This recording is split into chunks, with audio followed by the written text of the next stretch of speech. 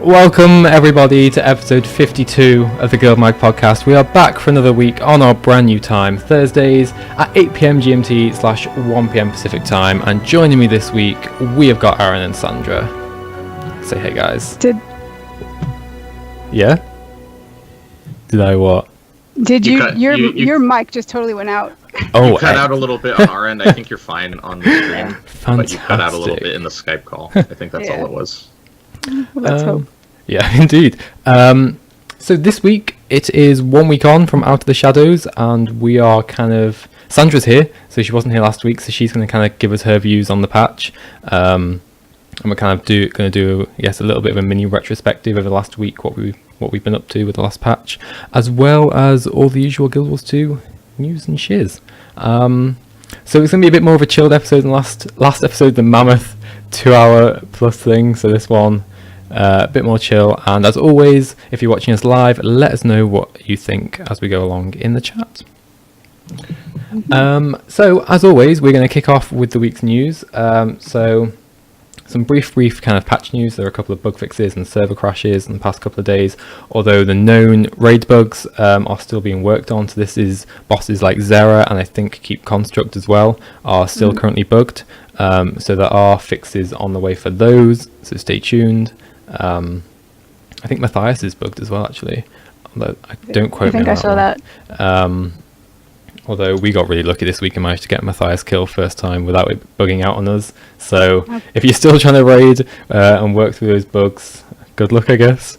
In Gem Store this week, we have had a couple of new items released. So Lord Cordicus's...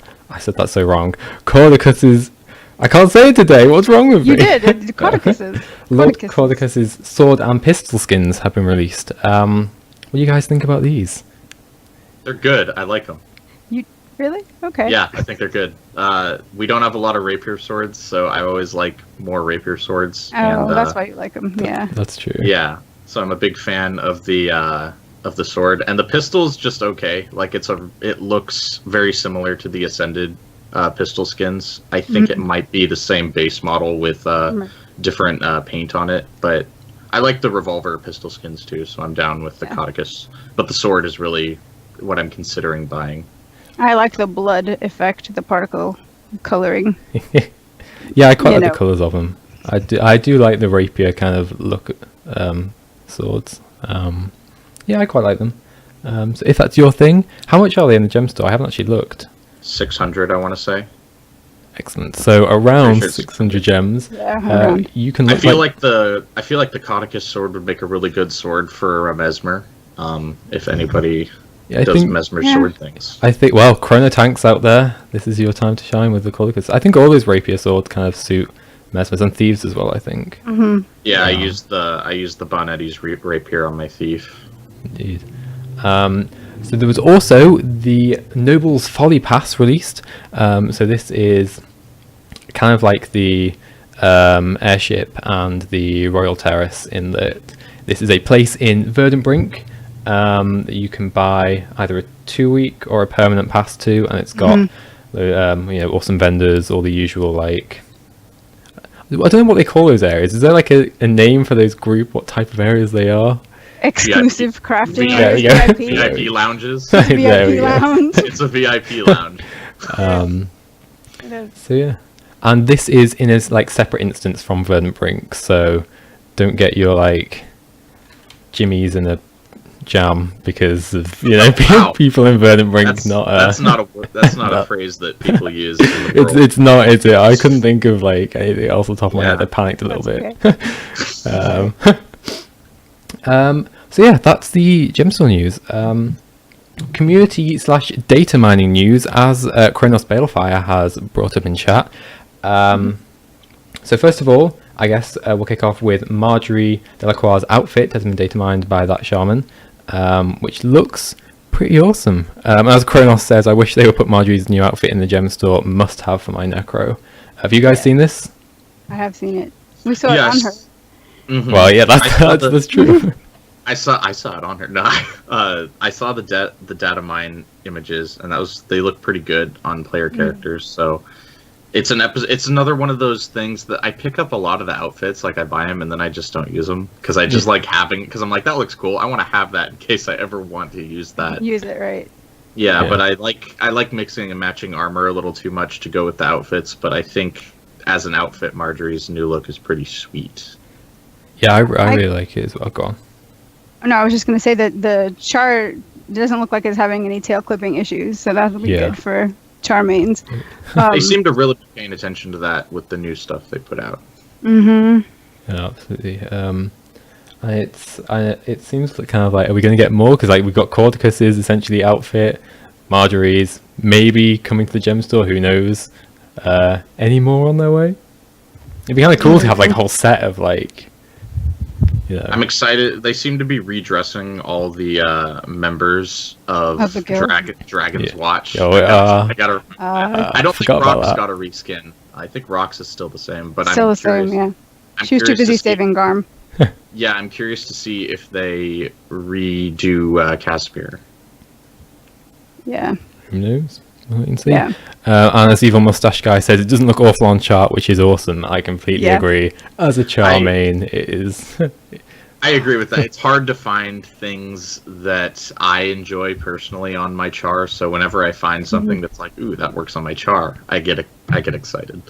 Yeah. Chronos Balefire brings up. I loved Kanak's new outfit too, and this one is actually that one hit the gem store last week. Yes, we talked about this in the last episode. Yeah. I super love it because it's not my druid. I liked that it's not that it's different. It's different enough between the male and the female versions that you kind of would want them for either or both. Or I wasn't a fan of the female version of Kanak's outfit. that plume thing or whatever, but I was thinking that I could The little hide it. the pod husk.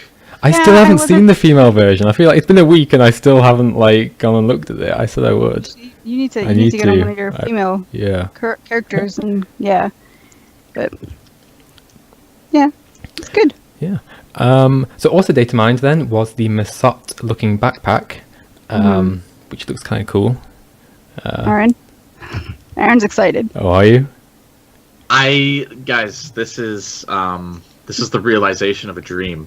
I want to thank but I've been a really big fan of the Mersat, just their aesthetic ever since Guild Wars 1. I farmed for like a long time in Guild Wars 1 to get enough money to buy an everlasting Mersat tonic, and that's like we're one step closer to that now for me in Guild Wars 2. So I'm a big fan of I don't know that it'll go with any of my characters, but I'm gonna get it. It's Mersat. Okay. I think it might be time to like theme one of your characters around that backpack. I might have to create just a Mersat character and have that be a thing. There you go. You could write up a I thrifty really want friends to do that for us. now as well. Exactly. Yes, there we go. As Kronos Bearfar says, going back to the Verdant Executor outfit that Kanak wears, my Sawari female looks awesome with it using the right vibrant colours. It looks cool. So I think that's a big part of it, is how you dye it. Really can It's change amazing the what look. dyes can do. Yeah, exactly. I dyed mine kind of like a bluey celestial druid like avatar colour, and it looks Oh, that's cool. It looks You pretty stuck it cool. on your druid, didn't you? yeah. So yeah, the Masot backpack, I'm super excited for that. Because I've been struggling lately to find a backpack that I really want. I have so many characters that just don't have back pieces because I'm like, nothing works. Like, I've Yeah, been I'm the same. I've been rocking the holographic Shattered Wings since, what was it, 2012, Since they came out. 2013? That's since they came out, basically. I think it's time for a little change. I have those on my Necro. Actually, this back piece might work on my Necro, actually, the Mersat one. So, Ooh, yeah, there we'll you see. go. Exactly. So that's it for kind of data mine stuff. So some other community news. So Care Photo on Reddit, I'm really sorry if I butchered your name, has put all the Bloodstone Fen story journals in an easy to read format on an awesome little web page. So you can kind of read through them in like chronological order. I'll stick that link in Kind chat. of, yeah, so the link, we're going to stick it in live chat and it will be in the show notes if you are watching the recorded version of this. I can't stick it in the Guild Wars 2 channels chat, so because they suppress links. But I stuck it in ours. Come over to twitch.tv You're like gonna get GuildMag. yourself banned from Guild Wars 2's. I know. But yeah, it's awesome. It's awesome. I love like seeing people do stuff like that, and it's a nice looking website as well. As a web developer, it's not a bad looking website either. Yeah, as someone who doesn't like I appreciate that these things are in the game. That's awesome. I just don't like piecemeal things together. Yeah. So I'm a big fan of No, stuff I like completely that. the same. So reading like the story journals in Bloodstone Fen, like I really love the concept, but I can just never bring myself to dedicate to go and find them all. I'm just one of those people who's just like, me and finding stuff like that do not mix. Yeah, I didn't want to find them all either, so I watched a video on them and I read through this, and I may have bookmarked. You lie, because the day that we streamed episode 1, we were like, ooh, scrap of paper. Ooh, scrap of paper. I go to them when I see them, but I haven't been like, all right, I'm gonna find all of them. Like I'm at like 10 of 15 for all the collections. I like just finding them. I don't want to go follow a guy. I'm not hunting them, but if I see them, it's ooh, piece of candy. Yeah. Exactly. Indeed. So yeah, the link will be in the show notes if you want to check them out.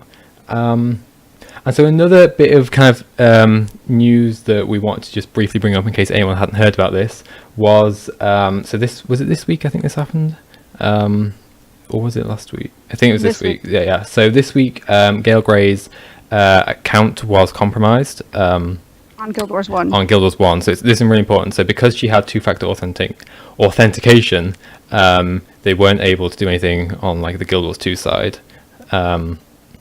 Because the accounts are essentially linked, your Guild Wars 1 account links to your Guild Wars 2.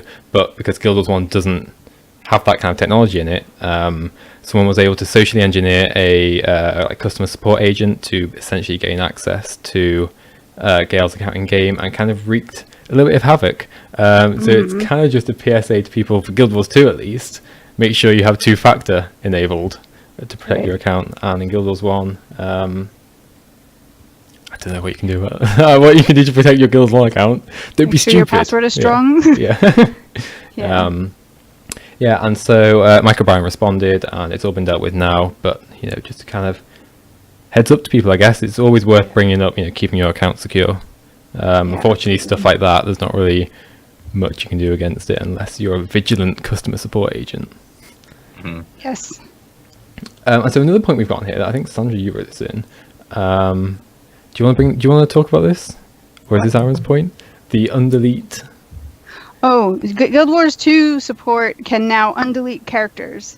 It's still kind of, the technology is still in beta, essentially. But the sooner that you can contact them, like, for example, I deleted a character once upon a time that had an infinite mining tool on it, and I panicked. I sent in a support ticket, and they replaced the mining tool, and they gave me a little stern warning of make sure you take everything off of your characters. And I'm like, sorry. But now they can actually, if you contact them early enough, they can try to recover that data and restore your characters.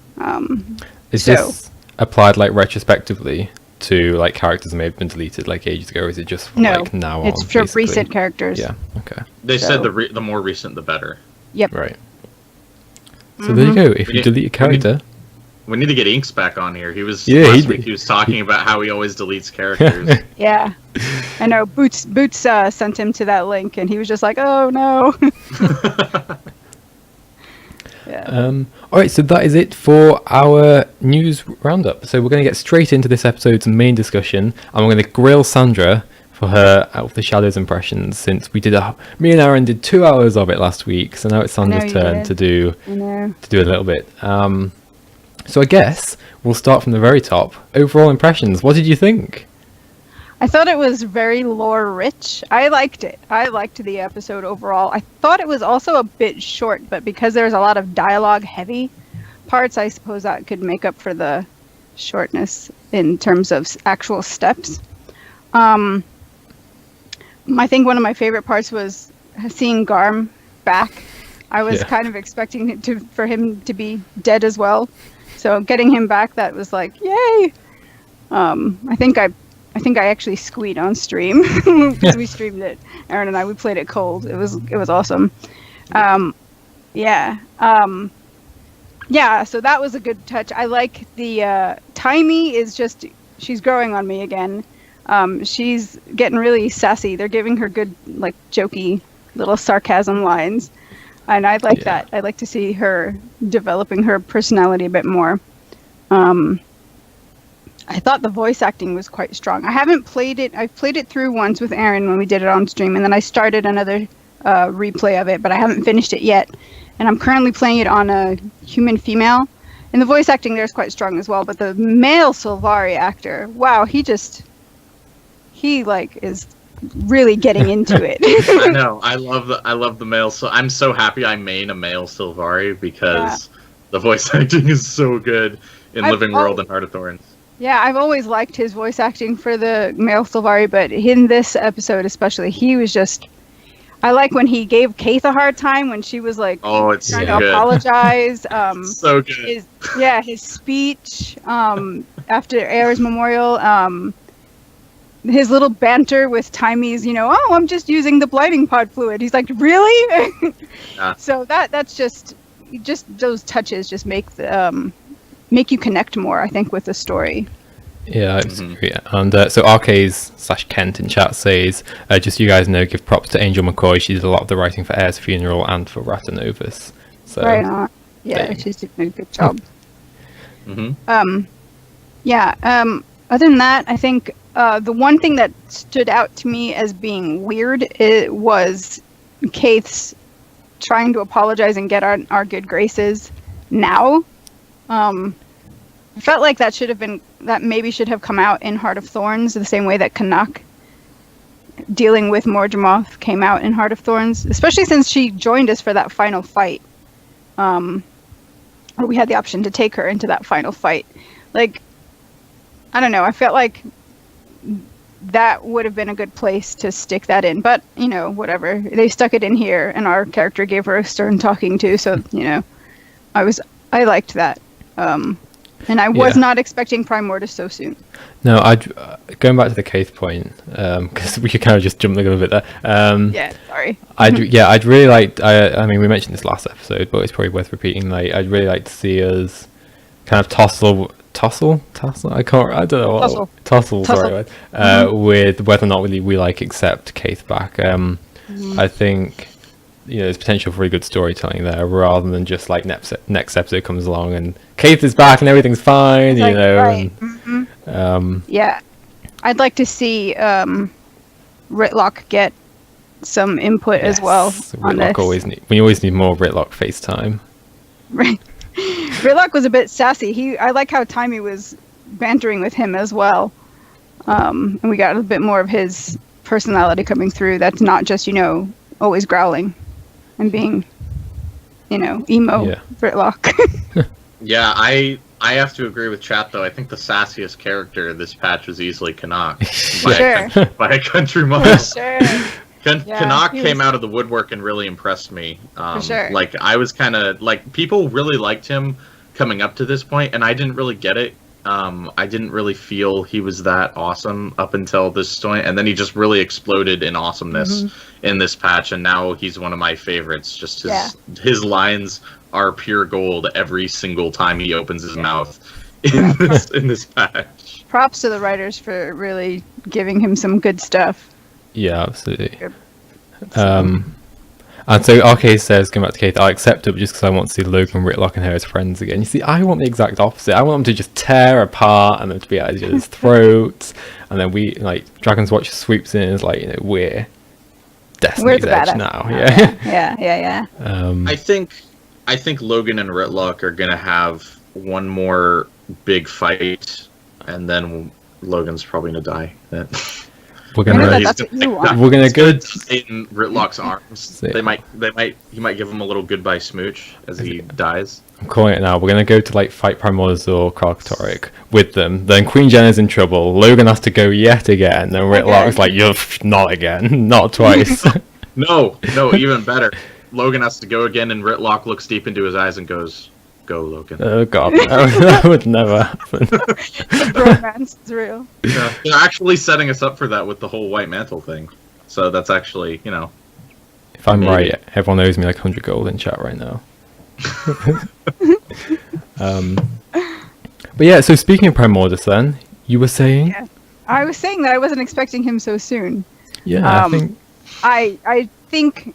I know that you were like, oh my gosh, cliffhanger, and I was just kind of like, oh, wow, that's surprising. I wasn't really categorizing it as this massive cliffhanger, but I think that's because I started thinking about it, and we probably should have realized that Primordus would be higher on the list as potentially next, since he was the closest to Mordremoth in proximity.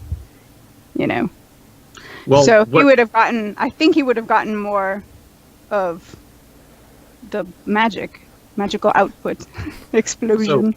So Primordus was second on my list of dragons that we'd be going to next after Kralkatorrik, and I was only thinking Kralkatorrik because with how the cutscene at the end of Heart of Thorns ends, I thought for sure we'd pick up right with the egg.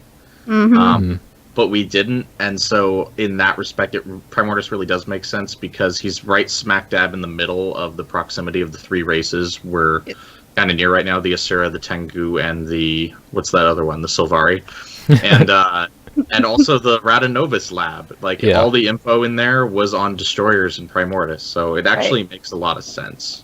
Really. Yeah, when you actually think about it, it does. Like when it first revealed, I was just like, I think it was like the most shocking thing I've ever had in Guild Wars 2 for me. I was just like, really? No, genuinely, I was just sat here for a good minute, like, wow.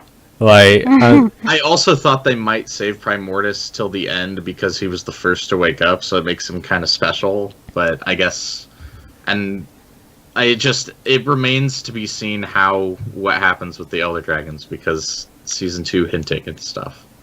Yeah. I always have to, whenever the Elder Dragons come up, I always have to bring that up. I can't not.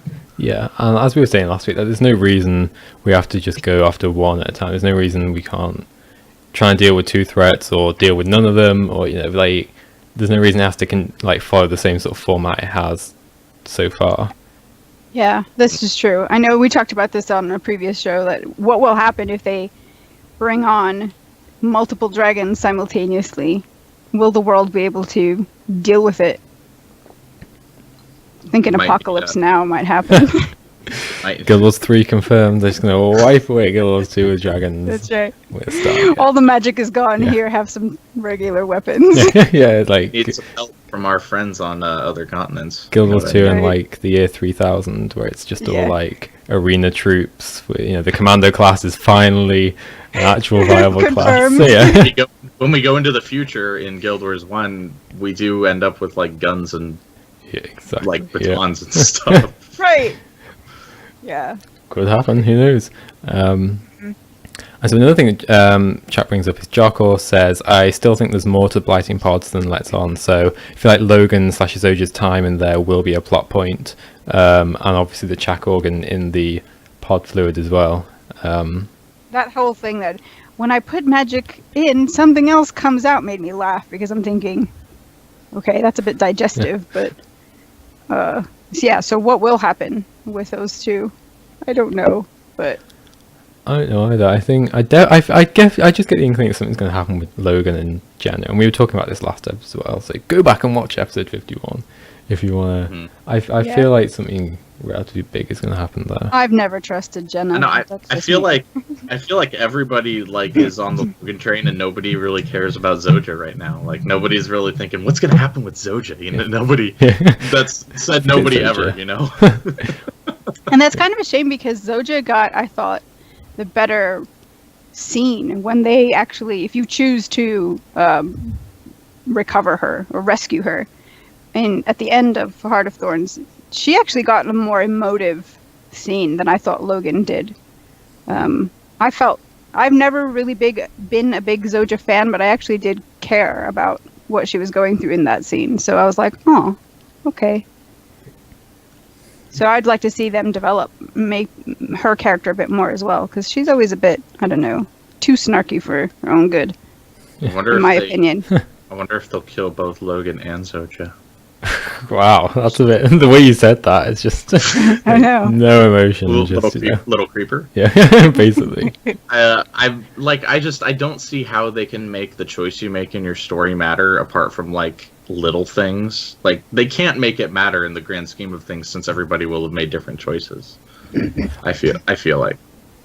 Yeah, I mean, it's kind of what we saw in the original personal story, and then in the Heart of Thorns story, it's more just affects I guess what gameplay you have to go through more than actual Like story. it might affect who you have to go talk to at some point in the story. Like maybe at one point, your character who saves Zoja, you go and talk to Zoja because Logan's still laid up, and vice versa for characters that save Logan or something like that. I could see that.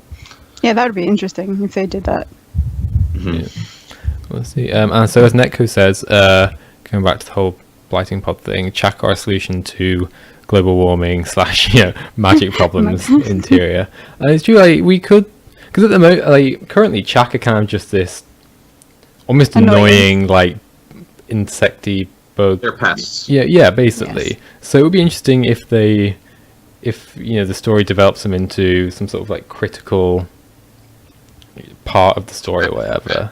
Yeah. Maybe they're the minions of the insect dragon that we're not aware of. Yeah, the seventh elder dragon. It's just a giant praying mantis. Bubbles is actually not in the water. He's underground somewhere, tunneling. And so Evil Mustache has a theory. I think Tammy might make something to, he says, clean the ley lines with the Chak thing, which leads to maybe no ley lines at all.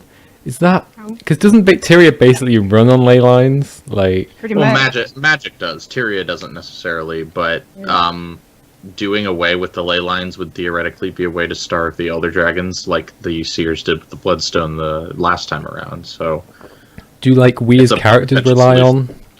on? Do like we as like magic wielding characters rely on ley lines though, or like I guess the ambient presence of magic? There I are think it's the people ambient that person.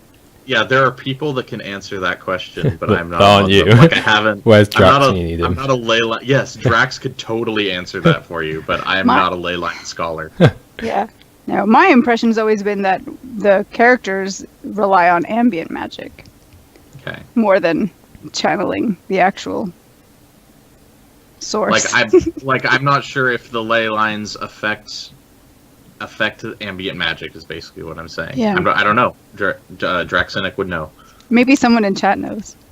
So Jake, Neko if says you're in there. Neko says waypoints wouldn't work without ley lines, which Right, is true. Exactly. But as Evil Mustache says, not undo them, but maybe make them usable for elder dragons, which is kind of what happens with the Chak. Like the Chak organs turn ley line energy into like food, basically, don't they? Or whatever they. And didn't Timey find a way to kind of retune the waypoints so that they weren't attracting the dragons? And then Flunt took her device. That was in season 2. Yeah, I know. And as RK says, I thought Abaddon gave magic to races of Tyria, but maybe that was different magic. So yes, he did. Was that? I don't know what if that like feeds into ley lines. I have no. We need Drax. Yeah. We need Drax My on this problem show. is I've never really read up on how the ley lines interact with the magic we wield. So people like Wooden Potatoes would know that, but I don't. we need a lore special on the GuildMag podcast one day. Yeah, like a 3-hour. Here's how ley lines Yeah. work. seminar. try and organize It's a it. PowerPoint.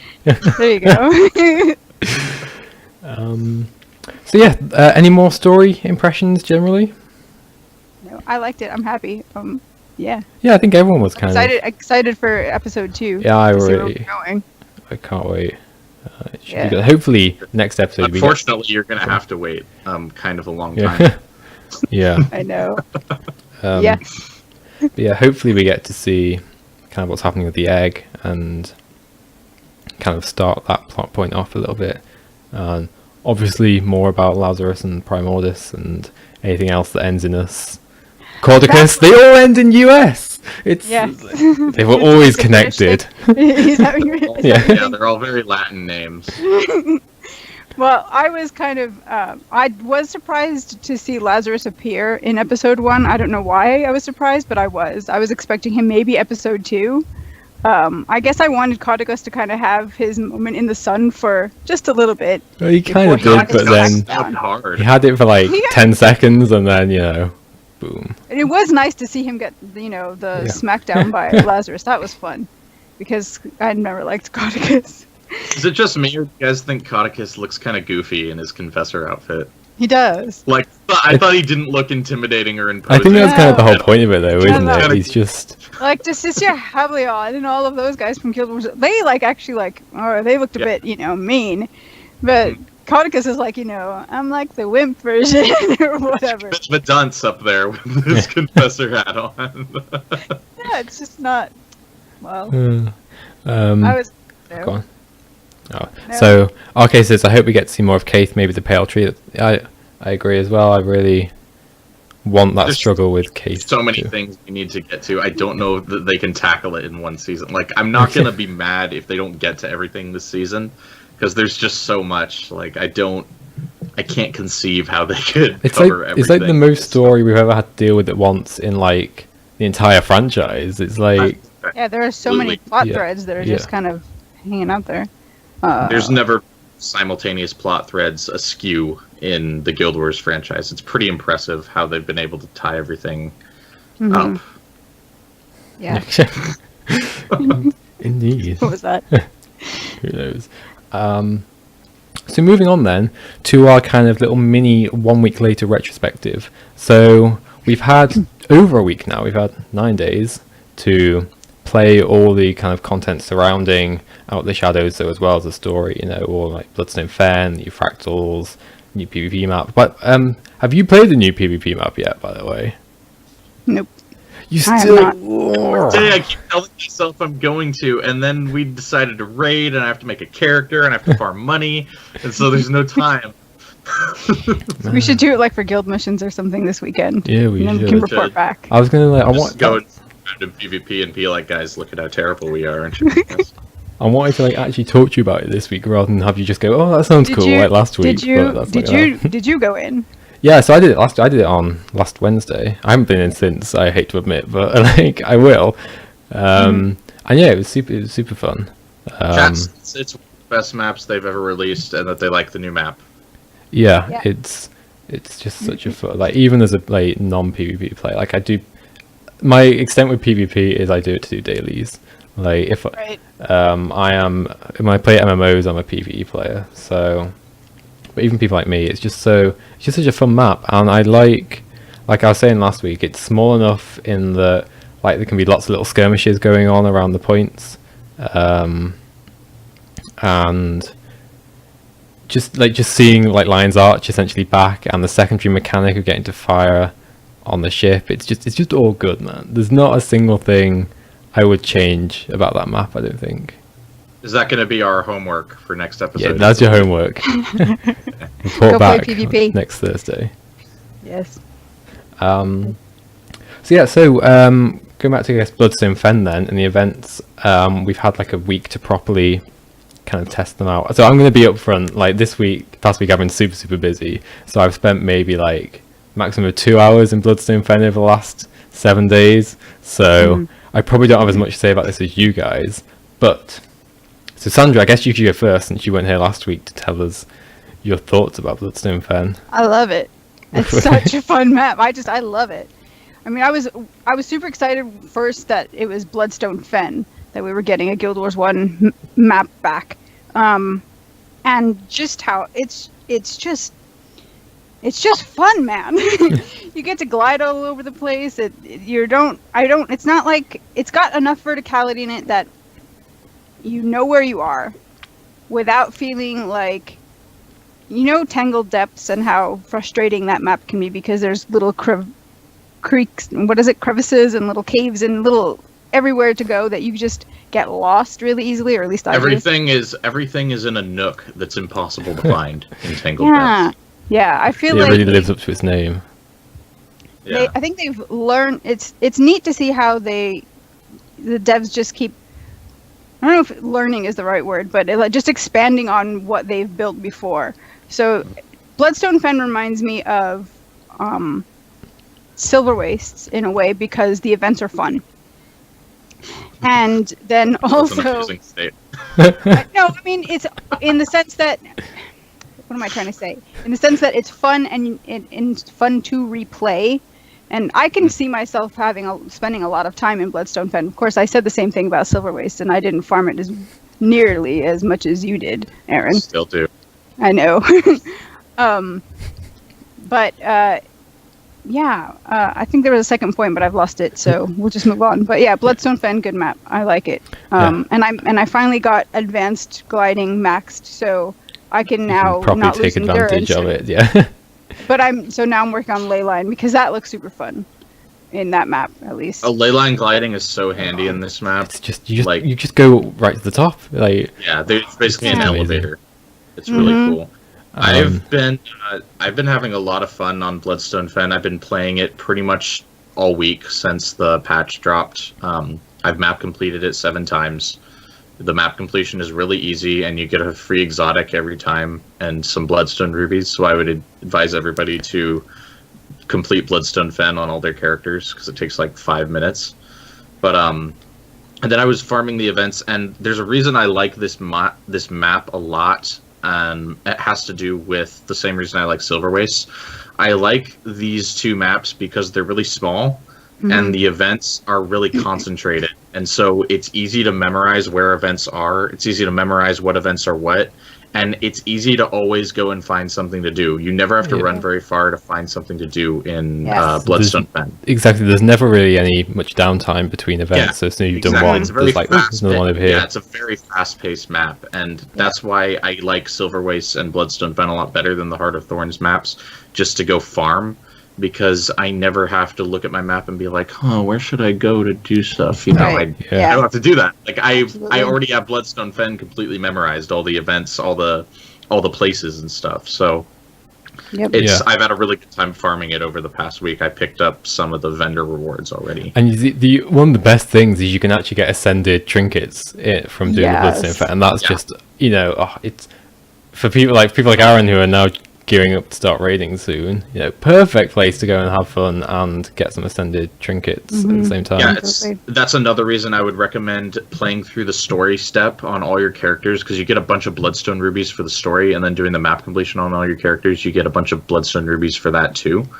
And those ascended trinkets cost Bloodstone rubies. And so I would definitely recommend doing all that so that you can pick up some of those ascended trinkets. So going back to chat, the first thing people were quick to point out is the diving. Have you guys done the diving point? I have. It was so... I haven't found it yet. No. Oh, it's like right near the top, like right at the back. Oh yeah, because you don't have leyline gliding. I'll find it when you do it. It's take the leyline elevator all the way to the top. There's this little rock with some diving goggles on the very top, and you can jump off all the way down to the bottom of the crater. It's pretty awesome. And you get a load of unstable magic on the way down as well, which is always a nice little bonus. I love it. That's another reason why I love that map. All that unstable magic that's just, you can just go and grab them all and level up your... Mastery XP per... I know, the Mastery XP. I'm just like, yes, another way to get more XP while I'm running from one place to another. Yeah. That was cool. So Netco posed an interesting question. Do you think we should get gliding skills on other maps too? Because I continue to press 5 for faster gliding on them, and it doesn't work. I don't know, it feels... I kind of like that it's a very sort of niche thing in Bloodstone Fen. You could, because in Bloodstone Fen you can chalk it up to the weird magic that's affecting everything from the Bloodstone, so it makes sense to just have it in that map. I actually haven't picked up any of these skills yet. I don't feel the need to. Like, I'm fine with my gliding how it is, and I prefer fighting on the ground. So I haven't gotten any of them yet. I'm more interested in buying the XP boost from the vendor and the other stuff from the vendor before I focus on the skills. And so as some people in chat have been saying, it'd be nice, but the other maps need to be adapted for it. So the reason it works in Bloodstone Fen is that mobs can kind of attack you back as you're gliding and attacking them. That's annoying. But I think it definitely opens the way for like future maybe masteries in gliding to be able to have you do more stuff with maybe like action, like skills on your action bar. Maybe, I don't know. Yeah, and this is a complaint a lot of people have, is they would have liked to see these be masteries. And it's like we talked about last week with Inks and Run Jump Stomp, that they would have had to oversaturate the new map and the new achievements with mastery points to make this into a mastery line. What I think they should have done is they should have given us 1 tier per in a mastery line per episode release, and that way they could have tied those necessary mastery points to the achievements for each episode, and that would spread them out more.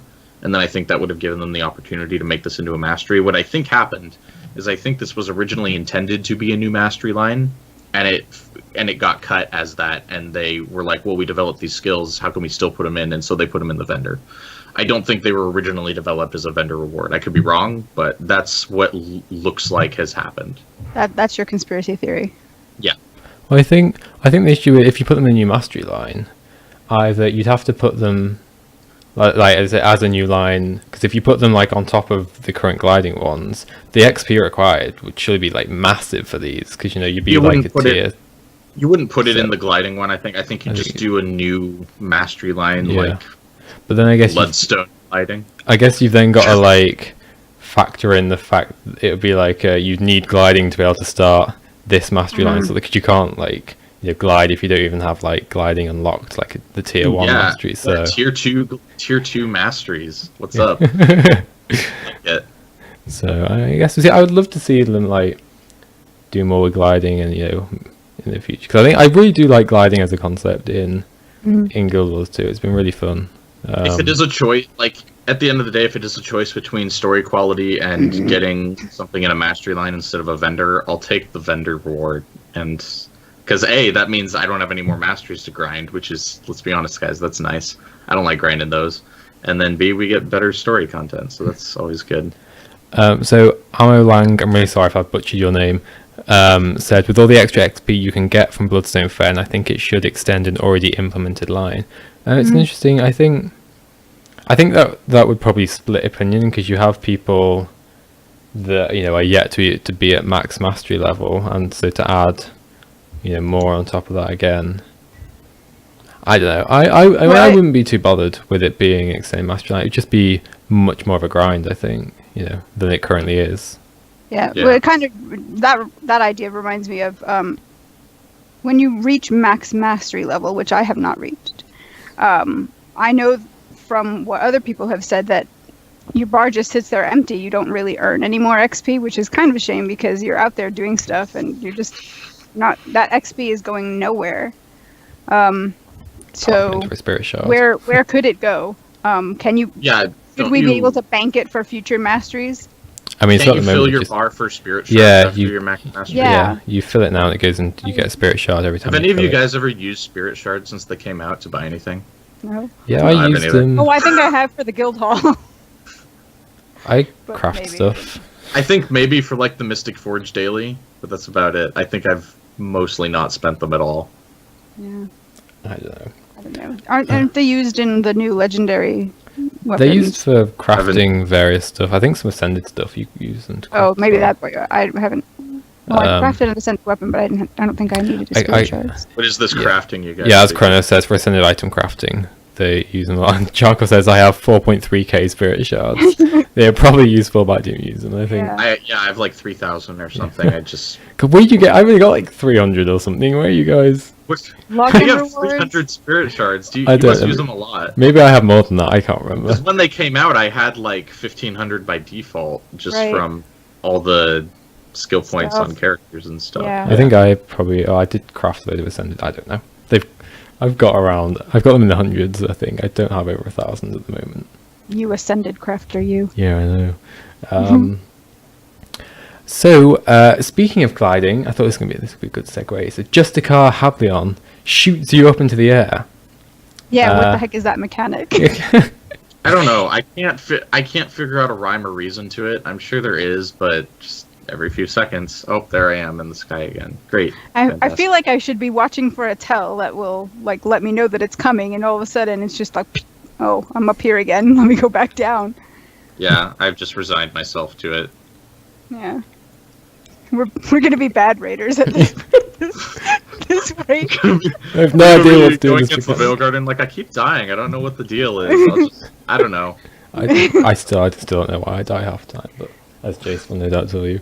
Yeah, no, but I really like that. Yeah, so as Netco says, I was literally about to bring this up because I think I figured it out today, like an hour before this show. So he puts a load of, I think it's 3 at a time, I can't quite remember, but like pretty big blue AoE circles around him. Okay.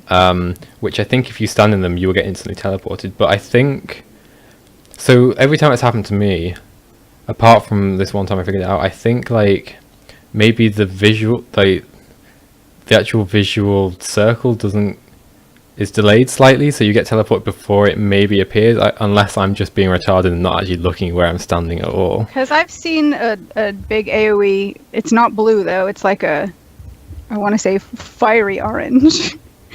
And so I'm like, okay, that doesn't look like I should be there. Let me back up. I've seen the blue AoEs we're talking about. I don't recall standing in them when getting teleported. And I think you're right, Rowan. I think the teleport effect might occur too fast if you'd actually see you're standing in the AoE. So I think that might be something they need to rescale. Or I could just be being a herp derp and I'm just standing in the fire. Like, because the only reason I figured it out is because I glided. I just literally got teleported and I glided back down onto one and I went up again. So that must be what it is. I have noticed that whenever I've seen the blue, every time I'm coming down from the sky, those blue AoEs are there. Yeah. So in chat says after 50% he will start doing those blue AoEs. So watch out. But I mean, it's a good chance to be able to attack him from above anyway with your glider skills. Yeah. This is true. Yeah. So. So another big, I guess, boss fight then people were talking about last week that we never got around to mentioning is the Veil Guardian-esque. Veil Guardian-esque. There's no esque. Yeah. Well, technically it's not called the Veil Guardian. I mean, it's not. But it's really just Veil. Here, let's just plop him in there. Yeah. The model's the same, but the fight's not the same. Well, it's like 25-30% the same. The same, yeah. Except you have a giant Zerg, so it's easy. Well, that's true. Well, I don't know. I keep seeing the Zerg go down. Well, see, I've done it a few times, and it's just a really long fight. Like, it takes a hell of a long time to burn this thing down, but I've completed it several times now. I have as well. I just find it amusing that everyone goes down, because I'm like, well, okay. I never melee big bosses like that. I always range bosses like that, so I never find myself in a few weeks. Being one of those people that goes down, and it's always the meleeers that go down against big bosses. I know. But yeah, I think it's kind of interesting that they brought the Veil. So obviously, it's sort of like among all these bloodstones, these are like the guardians of the bloodstone era, because so the idea of Spirit Veil is that the Veil Guardian is meant to be stood right on top of a bloodstone, and so essentially like protecting it. So I guess the idea lore-wise is that these are some sort of not contraption, is that what the word is? Entities, I guess. Constructs. Yeah, that kind of live around the bloodstone. I don't know. I'm not a lore person. Like, people are probably just going, "Oh, what is he saying right now?" Like, but yeah, I thought it was, I guess, a nice way to bring raids into the Zerg with like reduced mechanics. So you still have the red secret orbs that spawn. You still have got the green circles. Yes, which if you use counter magic on them, you get like double damage or something to Veil Guardian. That's a top tip. I didn't notice any of this stuff. I just shot it with my gun. Yes, I think I just shot it a bunch until it died. That's all I know. Yeah, so if you stand in like the things that they put like bleed and whatever on you, I can't quite remember. I've only done it like once. And then you use counter magic on it, you get double damage buff. So maybe if more people doing that. Yeah, I just hit my counter magic whenever it pops up and I have seen that. I know that as the patches, the longer it's been out, people have started to kind of I don't see really a lot of talk in map chat still when I do this fight, but I do see that more people are going to the green circles and actually mitigating some of that damage. So I'm like, okay, well, we'll continue to learn, and this will continue it'll get better. Yeah, it takes a while for the Zerg mentality to kind of catch up with what you're meant to do. Yeah. I am glad though that they did bring at least one of the raid bosses out into the open world, because one of the things that we've talked about before and a lot of people have mentioned is, why don't we get this in open world and la la la. So here you go, people. I mean, it's certainly an easy way to bring more engaging mechanics into the open world. You just steal some engaging stuff from the raid, modify it for open world, and boom. I mean, I'm not saying they should do that for all future new bosses, because that's going to become stale pretty quickly for raiders, seeing like duplicates of the bosses they've downed, they all dotted all over the world. But, go on, you like you're actually out in the open world all that much. Well, yeah, I know, but in terms of like borrowing from mechanics that work in raids and kind of adapting them to open world, it's not a bad thing to do, because they even do it in raids, to be honest. Like they steal a whole load of mechanics that dotted around like different bosses and just modified a little bit. So yeah. Another point I was going to touch onto that, but it's gone. So I can't say this name. Yeah, that's the one. Says, I'm not a raider, but I saw the green circle, stood in it and didn't die. Equals, this must mean something I'm supposed to do. Exactly. There you go. Yeah. And Chronos Chronos... Balefire. Oh, go on. Yeah, go ahead. Yeah. I was going to say, oh god, just go. Just do it. So Chronos Balefire says, Veil Guardian is a great boss to use the gliding attack skills on. This means the open world one, not the actual Veil Guardian. Don't go into a raid and try that. Those two wind tornadoes allow you to stay out longer, a different way to fight, but still fun. Mm-hmm. Yeah, for sure. And yeah. And so just generally, I think it's a really cool, eventful map. And visually, like even today, so today I was in it a little bit, and I was down in, what's it called? The Big Hole. Bloodstone Moor? Is that the official name for it? It's the I don't know. They just call it the crater, don't they? I don't know. There's an actual name for it, but Down on Ground Zero. Well, no, because Ground Zero is like the surface level. A level up, right? Yeah, like basically the very bottom. And I was just like, the rocks down there are super shiny. There's a POI down there, huh? That probably has a name. And I was just like, you know what? This map looks even better than I remember it. Like, like I said, the whole week I was super busy. So like today was really the first time I'd managed to go back into it since last week. And I spent a good while just kind of looking at it and go, you know what? It still looks pretty good. You know, it's why I haven't seen it all before. It's like, yeah. So what do you think? Like visually, awesome? Visually, it's one of the most impressive feats they've ever pulled off in the franchise, I think. Yeah, it's pretty gorgeous. All of the destruction is beautiful. Yeah, there's a beauty to it. I was talking about it last week on the podcast. That moment in the story when you emerge from the airship, the sight you're greeted with of just all the energy and rock pieces in the sky and looking down, that's going to be a moment that goes down in franchise history as one of the most awe-inspiring moments ever in all the games. Like, it's going to be one of the most quotable moments, like, ever in Guild Wars 2. So, I was really impressed with how they pulled that off. For sure. Yeah, absolutely. So there was this one, I've got it. So one thing that was posted on Reddit today, actually, by Amadan, a Reddit user, titled "Bloodstone Fen did the best bit of immersion I've seen in years." So you know this. Do you want to explain it? Give the scenario. Yeah. So Amadan's theory, or our theory, props, whatever, is that the map itself is very immersive. It joins lore with actual gameplay, so that sure, we're learning about all of these NPCs that are going crazy because of the excess of magic, but the same thing is happening to your character as well, because your character will randomly scream for no reason when you're just kind of stood around doing nothing, or sometimes while you're in the middle of a fight. And I know that I've looked down going, am I getting damage from somewhere? Why are you screaming? Yeah. And what the line that Timmy says, that they need more of the magic in order to survive, but it's making them sick, or crazier. And so here they've put in all of these they're drug addicts, essentially. Right, but at the same time, so like what Armadan is bringing up is that they've gone and put all of this unbound magic all around the map, in the sky, on the ground, and what happens? What do the players do? Ooh, piece of candy, and they go to it and they collect it. And so it's kind of bringing the idea that our characters are actually also going a little bit nuts when they see this unbound magic and trying to get it because we want it.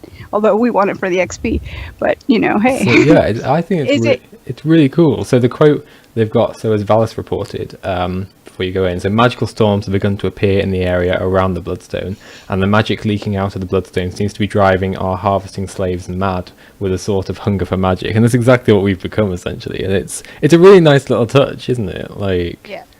So yeah, I thought that was slaves are leveling up their masteries. There you go. That mastery XP. There you go. And so as they bring out, sometimes games just kind of tell you that your character needs to do something, but in this instance it's us actually making the decision, become these like mindless zombies of collecting, you know, all this magic that's seeped out of the bloodstone. It's just nice. I really hope that they did this on purpose and it's not just like a happy accident. If it's a happy accident, that's really cool, but I hope they did it on purpose. If anyone at ArenaNet's watching, just say you did it on purpose, just to like appease everyone. Just we can take the lie. It's fine. That's right. So you've got a point you want to bring up about how does the actual story hold up on repeated play. So I'm guessing you've gone through. I've only gone through once, so I can't comment on this at all. I've gone through it once in a little bit, but Aaron. Oh yeah, no, I've only gone through it once. I haven't replayed it at all. Yeah. Okay. It's all you, Sandra. Now tell us the truth. All right, I played through it 7 times. Wow. What? 7. Yeah, I've played it 7 times, and it on replete playthroughs, there's a lot of talking that you've already heard, and so the first 2 steps of the story, the heir's funeral and Radanovis, I found myself kind of just going and doing other stuff while all that just progressed on screen. I was, because I have 2 monitors here, right? So I'm just letting this happen. And I'm over here like, ooh, what's on Twitter? What the dialogue occurs? Because the next steps are much more engaging, but those first 2 steps, man, oof, those are rough to get through on subsequent playthroughs, especially when you're on your 5th, 6th, 7th, you know. And since I like farming the currency for that map, I like getting those bloodstone rubies. I was doing it on every character. So my suggestion to Aaron was you need to break up your playthroughs so that you're not doing them back to back. Oh, to back, yeah, to back. no, I can't do He's that. too OCD for this. No, I need it all done on all my characters. Technically, I have 8 characters, but my Mesmer doesn't count. The Synchrony says he's playing number 8 right now during the podcast. It wouldn't even surprise Right me. He was playing Silver Waste right before we were live. Like, do I have time to finish this? Yeah, like 5 minutes before we went live, I was finishing up Fine Wrath. Yeah. I need to get money for the raid character, man. Go farm. The thing that got me, like, I started replaying it and I got interrupted the first playthrough that we did, so I missed part of the first step while Aaron finished it up for us on stream. And so being able to replay it, I was able to pick up things that I hadn't picked up on before. But what ended up happening is that as soon as I got into Bloodstone Fen, I kind of forgot about the story and just started playing in the map. So I'll get back to it eventually, but I'm not really as, I guess, obsessive on completing it in the same way that Aaron is. Like, he must finish this now. Like, yeah, you know, I can take my breaks and just go and explore and come back to it later. It's not going anywhere. I don't like if I've got a character that some of the story is not done on. I like them all being up to scratch. You would hate my account. Yeah. All my characters I care about are played through Personal Story, Living World, and Heart of Thorns, and Season 3. In order. Mm-hmm. Yeah, they're all caught up. But have you've taken them through it all chronologically? You haven't like jumped around? No, they all go through it all at once. It's dedication that I would never have. I know. I've only ever done one character like that, and all the others are still stuck on like level 40 personal story. Like, I haven't even finished the personal story on the second character. Oh god. See, I'll play things out of order just because I like to explore different stories, and I'll get into just moods where I'm like, yeah, let's go and do this for a while. Yeah, my play order is map completion, then personal story, then Living World, then Heart of Thorns, then Season 3. That's how it's got to go. So so getting back to the replayability of it then. So lots of kind of dialogue. Is this something that maybe like ArenaNet should consider adding some sort of skip or hurry up option? Yes. Oh my god, yes, so much. Especially if like future episodes are similar, have similar instances that are relatively dialogue heavy, because assuming there's still more kind of setup and explanation to do, which generally speaking are more heavy on the dialogue than the combat. Well, one of the things that we noticed when we streamed the Heart of Thorns story was that the steps that didn't have achievements tied to it, which were usually the follow the clue ones, Yeah. you didn't actually have. You could actually skip them. You didn't have to replay them. I don't know. I think it would be interesting if they did something like that. Either Like if they to did skip all it these- or to just, If you speed can make it along. optionally skippable, because they do serve a really good purpose in you, reminding you of what the lore and the actual story that Yes. you're going through is. So if you're replaying, say, 6 months later, and it just automatically skips, you're like, oh wait, what happened here? Like in this instance, Yeah. So maybe you're saying put the heavy dialogue bits in the open world instead of I instancing don't them know. off. Or maybe just make some, like, just when you're replaying, if you want to, I don't know, skip maybe past an entire instance, or be able to go into the instance and just have them say the dialogue, but just skip. Like, don't wait for the characters to speak the dialogue, because it appears in your chat log anyway. So, Or if you could at least, if the dialogue is happening, if you could at least move to where the next part of the story is going to trigger, and that would trigger it and skip Yeah. over the dialogue. Like if you could trigger the next step by moving to the right area, that would at least be helpful. yeah. Right. So they've got the tech to help the game recognize that your account has been through certain things. Like, for Yeah. example, if you've got a level 80, the next time you level up a character, you don't have to wait until like level 5 now to start unlocking skill points, or hero points as they're called now. Yeah. You can just get them. They- So I know that it's different in a different game area, but even being able to put something I mean, the where story the game journal would- tracks your completion, and Yeah. gives you the option to replay, so it knows that you completed it once. And but as Jace brings up, the dialogue is done by sort of triggering and scripting issues that Yeah. certain things happen after each other, and you have to be in those places this time. All that kind of maybe stuff Yeah, that I goes don't into know that it. could if get it's- creative. I don't know if it's something they'd be able to implement retroactively just because programming, but Yeah. I think going forward, if it was at all possible to do something like that, Like a little skip to the end button. Yeah, like well, what us Memphis does. compulsive replayers would very much appreciate that. Yeah, as Neko brings up options, so yeah, Timmy, you're cute and smart, but shut up now and let me progress. Let me progress. Yeah. Yeah. Yeah. Yeah. So yeah, I think we're going to leave it there today. So we're going to save some stuff for next week's episode. So next week we'll talk a bit about where we think the story is going, maybe do some more speculation, talk a bit more about maybe fractals, because we kind of glanced on it last episode and we haven't mentioned it this episode. Maybe talk about whatever news comes out in the next week as well. Hopefully raids get fixed, so I can celebrate that at least.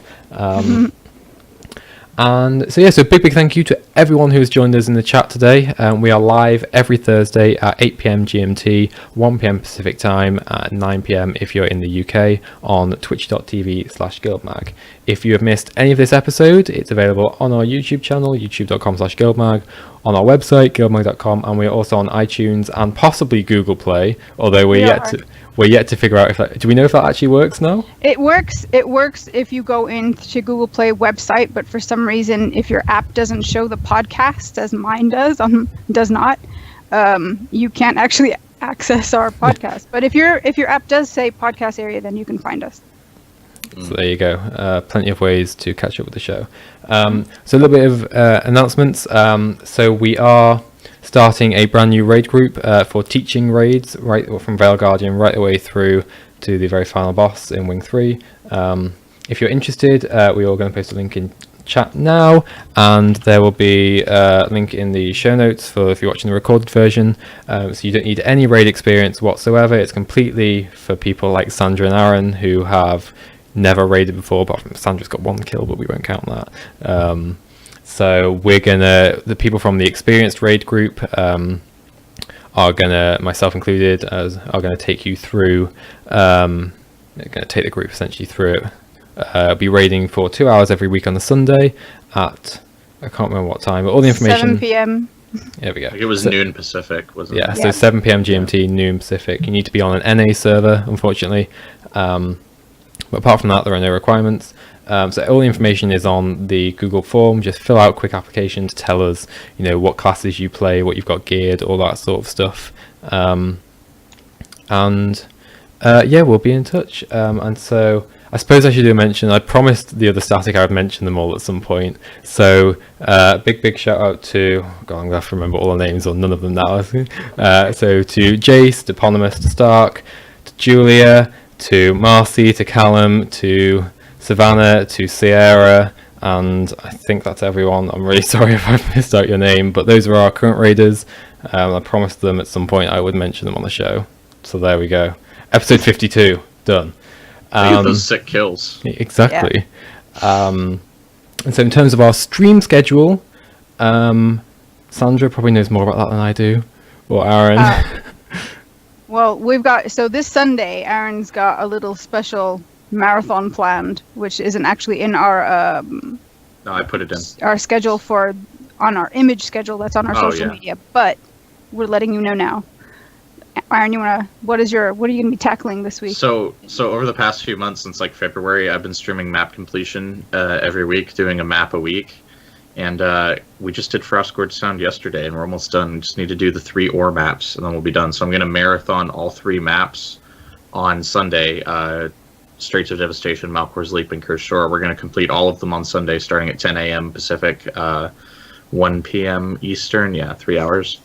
Mm-hmm. And we're just going to go through all of them and get our map completion reward. And then I'll be ready to, on my regular Wednesday stream, I'll be ready to start doing other things than map completion. Nice. Mm-hmm. And then I should be back next week. I wasn't able to stream this week because of my eye. But I should be streaming again next week on Tuesday and Thursday. And I might be, my show is called Leveling Up, but we might be leveling up masteries because Bloodstone Fen is fun. So yeah, we'll figure something out. I'm going to stream something. So awesome. And as always, a podcast every Thursday, Twitch, 8 p.m. GMT, 9 p.m. UK time. And that's it for this episode. So big thank you to everyone who's joined us, and we will see you in a week's time, everybody. And don't forget to sign up to the raid group if you're interested. So, bye guys. Bye guys. Bye. We're in the post show. Do we want to do a post show? We're currently live.